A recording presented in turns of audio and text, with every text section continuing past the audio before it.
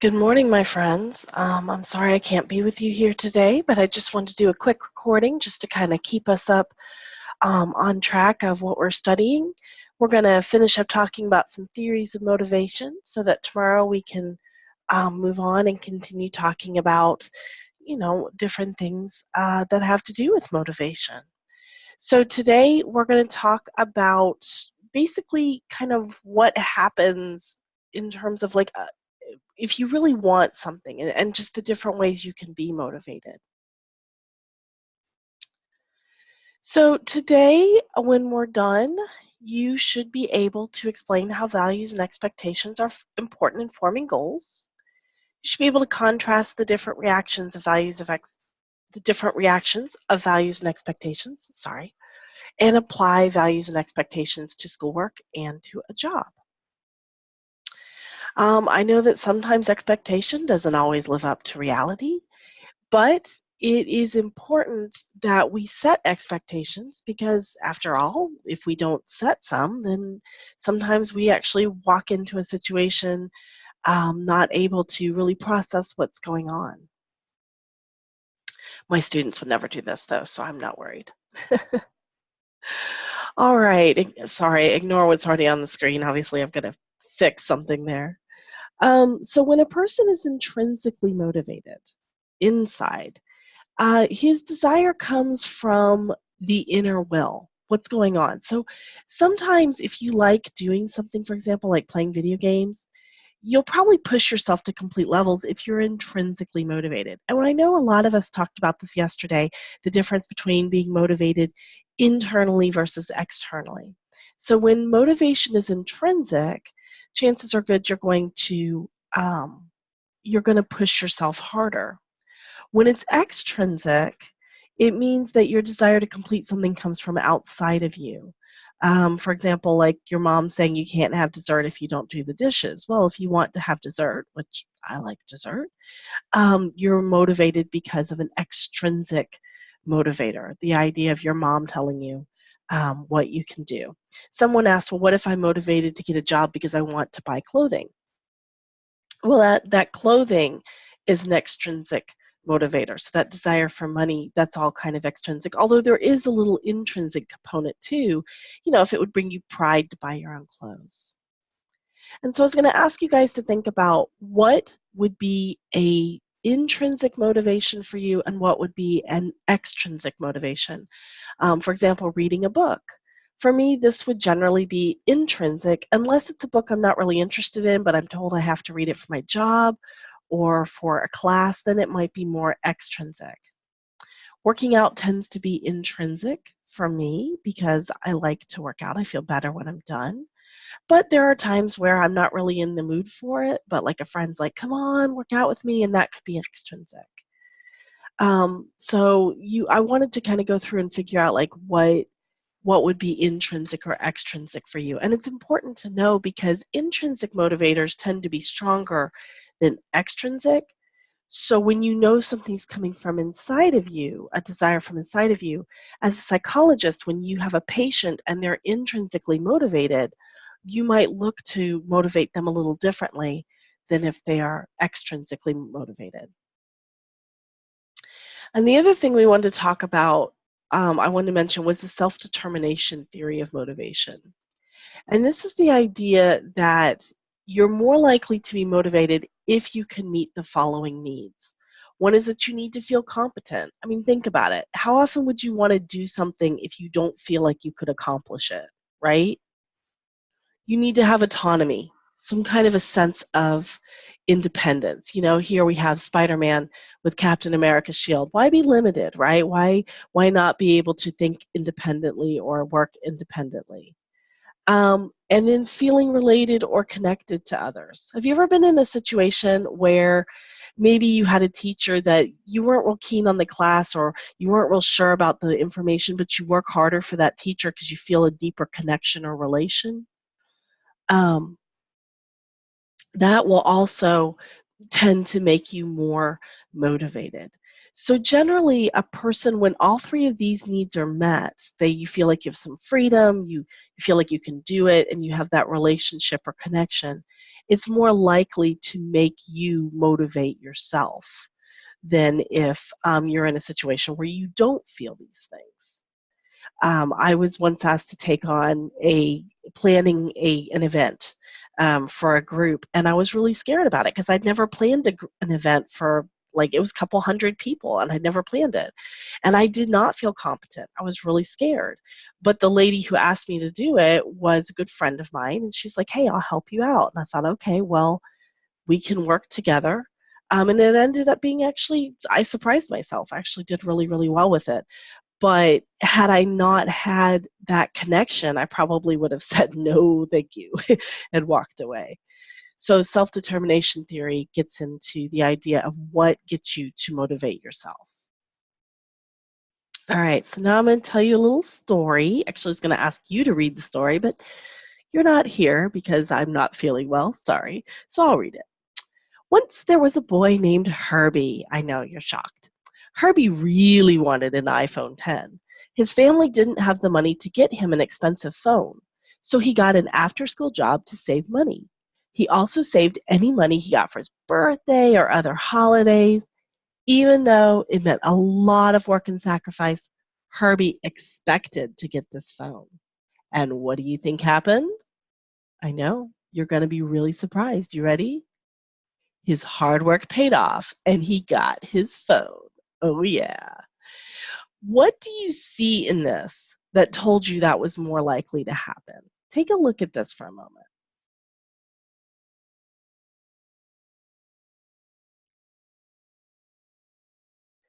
We see here that it's not that Herbie just kind of wanted this phone, he really wanted it. I mean, really wanted it, right?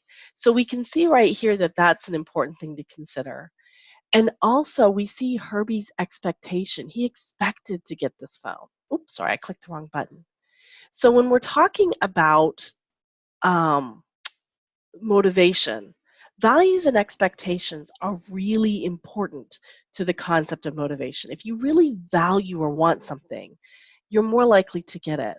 So to value, it means that you believe something has worth. And we saw in the story that Herbie really valued having that phone, even though he knew it was going to be a lot of hard work and it was going to be very expensive. And I don't know if any of you have priced the new iPhone 10, but it's really expensive. Of course, by the time you see this video, it's probably iPhone 11, but still, they're not cheap phones. But we know Herbie valued it. It really meant something to him. He was willing to sacrifice to save his money to get it. And the other thing that's important in a goal is expecting to succeed. If you go into a goal not sure, that can change how willing you are to push yourself for it. Herbie succeeded because he expected to. He saved his money in different settings and he pushed himself. So when you're thinking about success, a formula for success is positive value, meaning something you really want, plus an expectation to succeed will get you a successful goal. So you may have heard the phrase expect success, get success. Ooh, that's hard to say. As Stanley is telling us here, that is basically kind of the way to meet a successful goal. All right, my friends. I was just looking through. I found this picture and I thought it was really cool. Um, just I think that's amazing. I've never been able to do anything like that. But have you ever tried to visualize success? That's actually one of the key elements that athletes are taught, is that if they really want to be able to do something, they need to visualize themselves doing it. And if you've never tried the technique of visualizing success before accomplishing a goal, it's actually really shown to be one of the most powerful ways to achieve a goal. So if you've ever tried it, I was curious to know if it ever worked for you, because I think it's amazing what visualization can do. When I was in college, I struggled with playing solos on my instrument because I had to play in front of large groups of people, and it wasn't easy for me. I play bassoon, and so I Visualize. My last performance, I visualized myself going up on stage and playing through the piece. And my teacher had me sit there and literally sit there the whole time looking at the piece and visualizing myself playing every note. And I thought my teacher was crazy. And you know what? I went up on stage and it was the best performance I ever gave. And it's also the day that I realized that I could perform solos, and it changed my whole opinion on how I could play. After that, I actually kind of became a semi-professional player for a while until I had kids, and I was paid regularly to play. And I would do that before every performance. I would visualize. So it's a really cool tool. If you haven't tried it, I highly encourage you to, and think about where you might use it. I mean, as simple as, hey, I'm going to take this test. Let me visualize what that's going to involve. Let me see if I can visualize myself doing well on problems. I know that may sound kind of crazy, but it's really been shown to be one of the most positive and beneficial motivators out there, and people who use visualization routinely report doing well on their activities. So when it comes to motivation, you have an expectation reaction. So like if I say to you, this is what I need you to do, motivation is going to push you in one of two ways. You're going to have one of two types of expectations. The first one is that you're going to expect to succeed. Okay? So if I say, hey, I want you to take a test, if you have an expectation to succeed, you're going to feel excitement and happiness. Now, don't get me wrong. It doesn't mean you're going to be like, yes, I lived to test. It just means that you're going to be like, okay, I can do that. You're going to have great expectation of yourself. Yeah, I could probably get a B, or an A. You're going to really focus and put forth your best effort. And you're going to feel a sense of pride or accomplishment in yourself for doing well. And so you might think of a time you've experienced this. When have you walked into something with an expectation of success? Maybe it's working with animals. Maybe it's playing an instrument. Maybe it's performing or being part of a sport. Maybe it's playing a video game. Your friend says, hey, you wanna play me at this game? And you're like, play you, I'm gonna beat you, That's an expectation to succeed. But of course, there's also the reverse, which is the expectation to fail. And sometimes you walk into something and you think, I can't do this. Have you ever been in that situation? And you would feel apathy. You really don't have a feeling or desire. It's not like you're like, yay, I want to do this. It's more like, whatever. You might feel resignation and resentment. I never wanted to do this in the first place, and now I'm forced into it. I'm not even going to do very well. That's an expectation to fail. You will believe you will fail before you even try. You might feel anxiety or embarrassment. And we've all been there in that situation, right? We've all been in a situation where we've experienced that. And if you walk into a goal with an expectation to fail, obviously you're not going to have motivation. And some people might argue that extrinsic motivation is more likely to produce an expectation to fail, where intrinsic motivation is more likely to produce an expectation to succeed. But regardless, it's really important to stop and think about that. So if you're asked to take on a task, whether it's taking a test or whatever, stop and look at your expectation reaction. Are you expecting to fail, or are you expecting to succeed? Because if you can change to an expectation of success, and success looks different for every person, you know? Success could be as simple as you're going to walk into this with the best attitude you can and do the best you can, and you're going to try to score at least a 60. I know that probably may sound crazy, but sometimes you have to define success and be willing to realize that success may not be exactly what others would define it. And that's okay, because you have to define it, not everyone else. And the last thing to talk about, or the other thing to talk about here, I'm sorry, not last, I looked at the wrong slide, is a value reaction. So when you're given a goal, you can value it in one of two ways. Again, same thing, just like we have expectations, how much do you want something? The first one, of course, would be a positive reaction. I want this. I value it. You find pleasure and enjoyment in it. You get energy from it. You're eager to learn. And you have good concentration and focus, much like this cat here. When you really value something, you find yourself pushing yourself a little harder and you're more motivated. Again, sometimes you get in a situation where you're like, ugh, I don't know if I want to do this. But if you can say, no, you know what? This is important to my grade, or it's important to my life, or whatever it's important to. And then you can also add to it an expectation of success. Chances are good you're going to do well. But of course, we can have a negative reaction. Those happen, right? You might have anger over being asked to do this because you don't value it. You might have dread or resistance. Oh, please don't make me do this. You might expect the worst out of something. Well, you know I'm going to fail. I can't even value this because you know I'm not going to do it. Or you might feel like you've been forced. You know, I never wanted to do this in the first place. You made me. Whenever you have a value reaction like that, you're pretty much guaranteed to end up like Grumpy Cat here, refusing to smile because you're vaccinated against the contagion of smiling. If you walk into a situation with that, you pretty much are gonna, it's a self-fulfilling prophecy, right? You're pretty much gonna get what you expect. So whenever you find yourself in a situation where something important is happening and you immediately go to a negative value reaction and an expectation of failure, you can say to yourself, whoa, wait a minute. Okay, maybe this isn't what I want to do, but how can I change my thinking?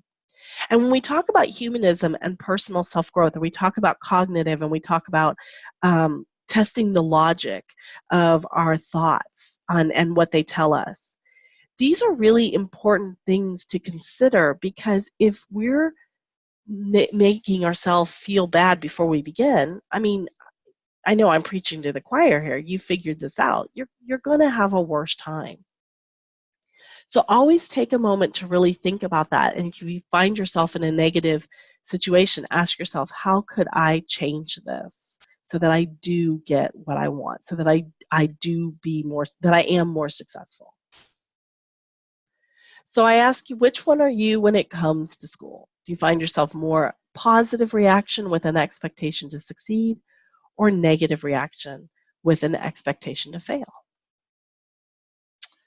And Cap is here to talk to us a little bit about how we approach school assignments or tasks.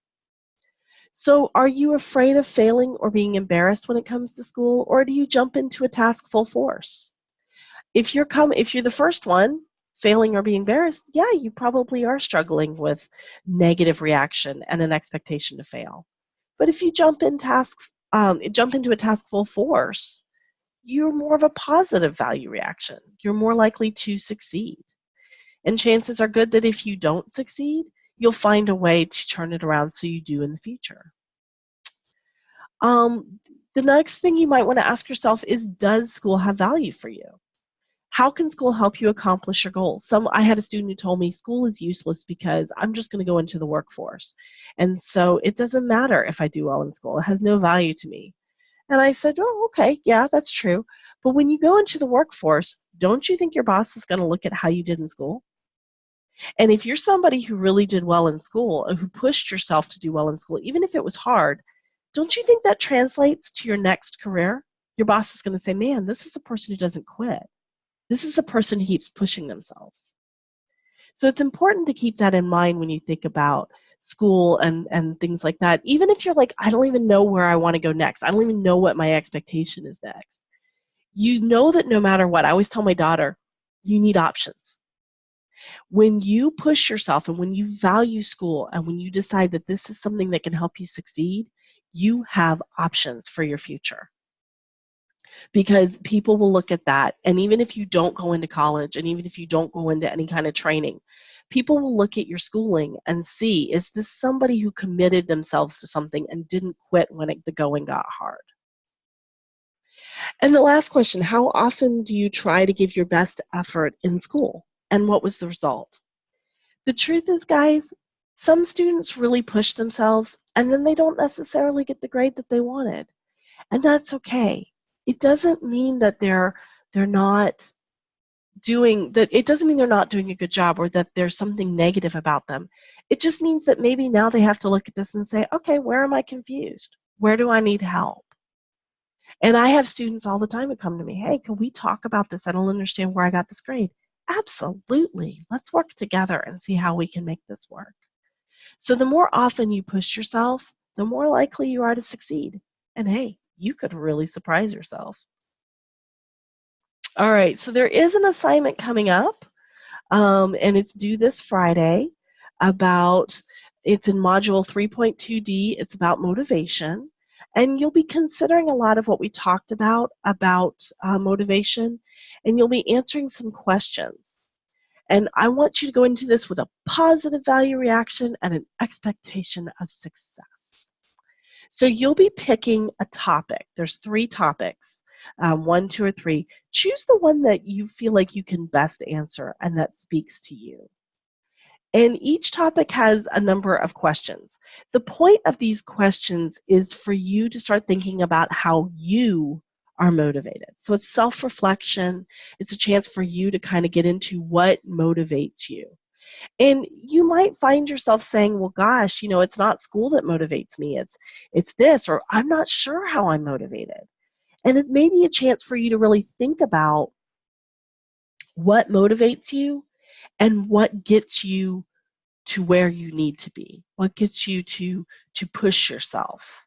And so this might be a really good way for you to kind of consider the type of learner that you are so that you could be a better learner. And so I want you to check out the rubric before you write so that you can kind of see what my expectations are for you to write. And then I was going to ask you to go take a look here, but since I'm not here, take a look at the end of the video because it's one more slide and then we'll end. All right. So I'm sorry that I'm not here with you today, but I will see you next class. We will be discussing stress and anxiety because these are things that can hold us back from being motivated. I'm sure no one here has ever experienced that, so it'll be a completely brand new topic. But it will be interesting to discuss in relation to motivation. And I thank you guys so much for your hard work, as always. I'm sorry I'm not here to see you, but I will see you tomorrow. Have a great day.